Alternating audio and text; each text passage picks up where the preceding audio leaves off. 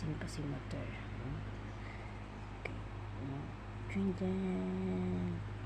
Ay na nga yun guys. Sige, gutom ang bata. Saba kayo, pagod mo.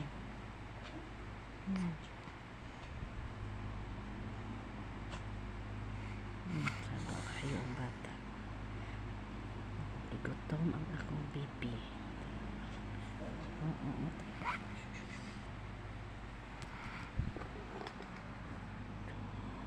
Bagsak na. Kami nagtutoy.